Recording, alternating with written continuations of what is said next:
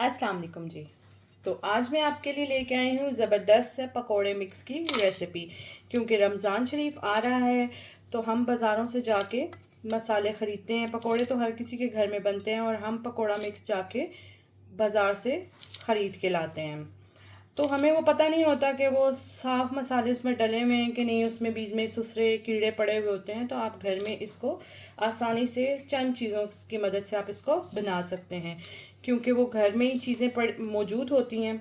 तो आप इसको रेसिपी को ट्राई करें और पूरा रमज़ान आप मुझे दुआएं देंगे।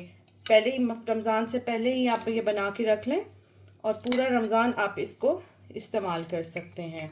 सिर्फ हमने 250 ग्राम में 1 से 1.5 चम्मच हमने इसकी डालनी है और हमारा पकोड़े का मसाला जो है वो बिल्कुल तैयार हो जाएगा। तो बस चलें वीडियो को स्टार्ट करते हैं। वीडियो को एंड तक देखें एंड वेलकम टू माय नई वीडियो।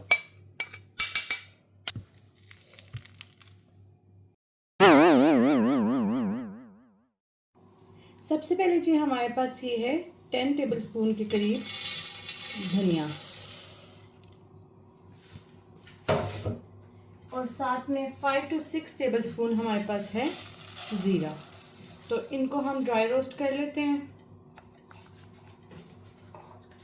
ड्राई रोस्ट ये होता है कि आपके जो मसाले पड़े होते हैं, जिस तरह ये हम लोग इकट्ठे ही लेके आते हैं, तो इसमें ना मॉइस्चर आ जाता है पड़े पड़े। तो जब भी आप कोई भी मसाला इस तरह से बना रहे हों तो उससे पहले आप ज़रा इसको थोड़ा सा ड्राई रोस्ट कर लिया करें।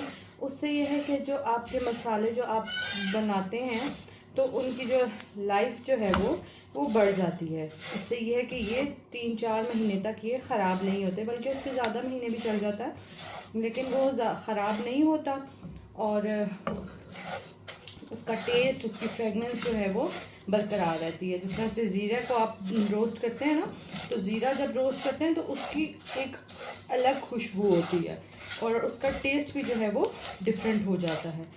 तो आप इसको हल्की आंच पे जो है वो थोड़ा थोड़ा सा इसको ड्राई कर लें। इन चीज़ों को ज़ीरा और धनिया जो है वो आप लाजमी इसको रोस्ट किया करें, उसकी बहुत ज़बरदस्त खुशबू आती है। 2 से 3 मिनट गुजर चुके हैं। इसमें अब हम जो है वो 1 से 1.5 टेबलस्पून के करीब काली मिर्चें शामिल कर देंगे। तो ये देखें जी, ये अच्छी तरह से रोस्ट हो चुका है। तो चूल्हे को बंद करते हैं और इसको ठंडा होने के लिए रखते हैं। तो ये हमने अपने बोल में 1 to 2 टेबलस्पून जो है वो अनारदाना है वो हम इसमें शामिल करेंगे। उसके बाद हमारे पास 1 टीस्पून जो है वो हल्दी है, उसको हम शामिल करेंगे। 2 टेबलस्पून हमारे पास अजवाइन है। अजवाइन से ये है कि पकौड़ों का टेस्ट बहुत ज़बरदस्त आता है और ज़ाहिरी बात है रमज़ान में पकोड़े खाए जाते हैं तो ये हाजमे के लिए भी बहुत ही अच्छा है। 5 to 6 टेबलस्पून हमारे पास जो है ये धरा मिर्च है, इससे भी टेस्ट जो है वो और इन्हेंस होता है।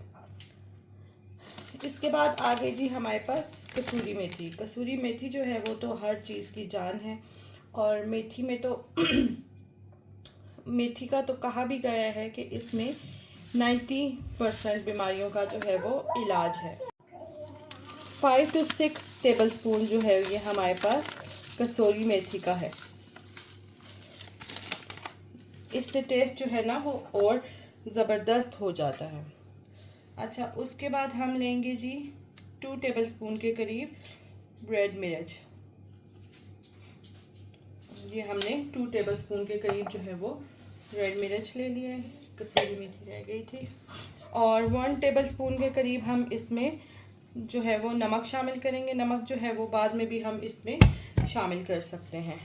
तो इन मसालों को हम मिक्स करते हैं और बाकी के हमारे मसाले जो हैं वो भी ड्राई हो चुके हैं, ठंडे हो चुके हैं बल्कि। तो इनको हम जो है ना वो थोड़ा सा पीस लेते हैं। ये अपने ग्राइंडर में हम जो है वो रोस्टेड मसाला डाल लेते हैं और इसको ग्राइंड कर लेते हैं। बहुत ज़्यादा ग्राइंड नहीं करना, थोड़ा थोड़ा सा हम इसको ग्राइंड करेंगे।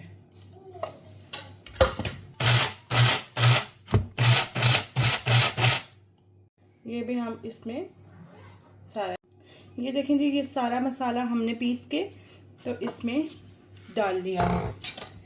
तो आप इसको जो है वो बना के बाज़ार से लेके, इतना महंगा पकौड़ों का मसाला हम लेते हैं और उसका हमें पता भी नहीं होता कि वो कैसा बना है, कैसा मतलब साफ़ हाथों से बना हुआ है कि नहीं है, और साफ़ चीज़ें हैं या नहीं हैं।